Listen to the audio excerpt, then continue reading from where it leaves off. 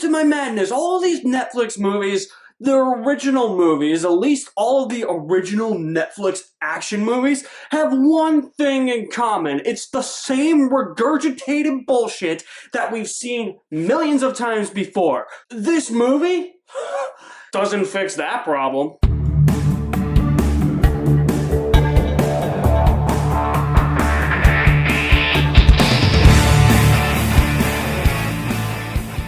So Kate stars Mary Elizabeth Winstead, Woody Harrelson, and it is definitely a Netflix movie. Kate revolves around Kate, played by Mary Elizabeth Winstead. She's this assassin who works for Woody Harrelson. You have no clue what this company even is, other than the fact that they just do wet work. So apparently he's like some specialist. I don't know. The movie never explains any of that. After a mission gone wrong, she is poisoned and she only has 24 hours left to live. So in those 24 hours, she is going to find who poisoned her, and her trail leads her to Yakuza and possibly somebody who betrayed her and this really annoying teenager. God damn it, Netflix. Like, why is it that streaming provides the least entertaining and the most boring of action movies ever made? Is it because we're still in the pandemic? Is this because nobody's like an avid movie watcher now? We're all just casual viewers? I think that's mostly what the problem is. I have no problem with Netflix original TV shows. Like, Stranger Things is great. I can't wait for season 2 of The Witcher. Anything Mike Flanagan does for Netflix, like The Haunting of Bly Manor or The Haunting of Hill House, their TV shows are great! It's just their original movies that they produce are not that good because they're all just generic action movies. I'm not talking about like The Irishman or The Mitchells versus the Machines, nothing like that. None of the stuff that they buy from other studios qualifies in that category.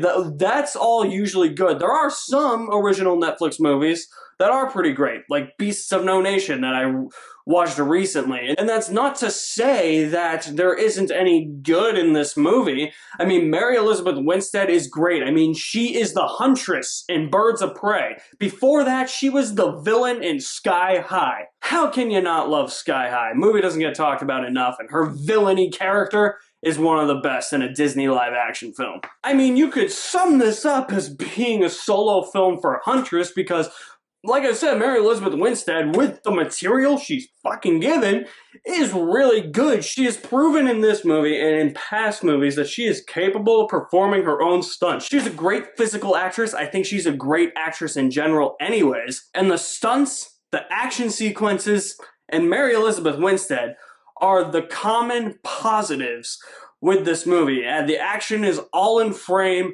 None of this shaky cam bullshit, and at times it was fun when it was going down, but even then it just got to a point where it felt repetitive and it got boring.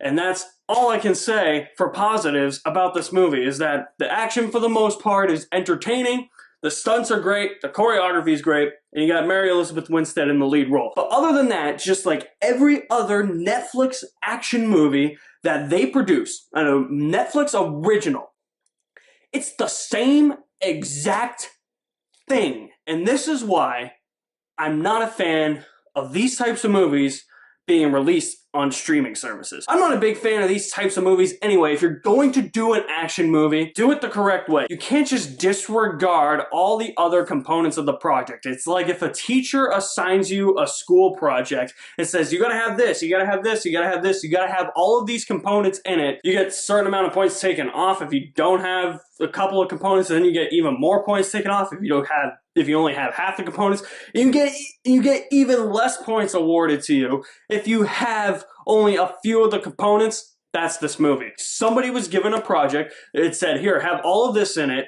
and they only put a few things in it, which was stunts, choreography, action, and Mary Elizabeth Winstead. They totally forgot about directing, cinematography, characters, narrative, story, everything else that should be part of an action movie. There was a time in the mid-2000s where action movies just started to be really bland, and it was because they were all doing the same exact thing.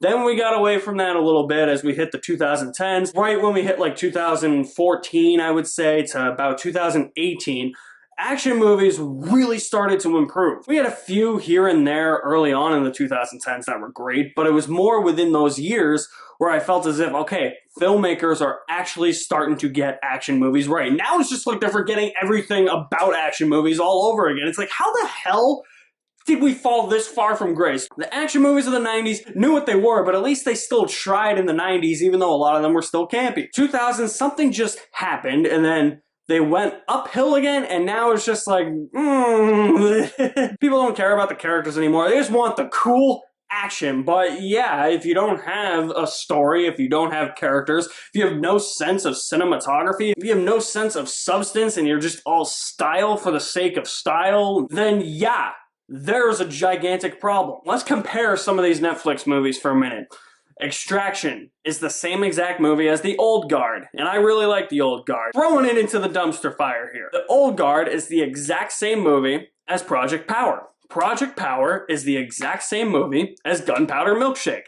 Gunpowder Milkshake is the exact same movie as Kate, and Kate is going to be the exact same movie as the next big Netflix action movie. Six Underground is the same as Triple Frontier. There are so many unanswered questions throughout this movie, and then this movie becomes so predictable that it's like, yeah, you know everything that's going to happen, and once they introduce this frickin' teenager that's annoying as shit, the dialogue even starts to suck. I'm like, wait a minute, hold on. Now we're focusing part of the story on this teenager, and when they actually show this teenager's like hanging out in a nightclub for some reason. And Mary Elizabeth Winstead just goes into a nightclub, just shoves a bunch of people, kidnaps the teenager, ties her to a toilet in a public restroom, leaves her there for dead, and is like, yeah, I'm just gonna go do my own thing now. Yeah, I would love Mary Elizabeth Winstead's protection in this movie, because I know I'm probably going to fucking die. And it's really funny because they show this teenager and then they show the flashback to the beginning of the movie, and it's supposed to be the same character, but I'm looking at her and you can tell it's two completely different actresses. And I'm looking at her and I'm like, that is not the same girl. So this movie is inconsistent across the board. If their whole explanation to this is like, well, it's 10 months later, yeah, bullshit. Give me a break. Nobody's gonna look that different within 10 months. For some reason, this is the #1 trending movie on Netflix, and I know why. People just don't care about any other components of a movie and just want to see cool-ass action because Netflix and casual audiences believe action is what makes a movie great. Not characters, not directing, not cinematography. None of the other components matter. If it has action scenes, good movie. If it doesn't, bad movie. I don't want to watch it.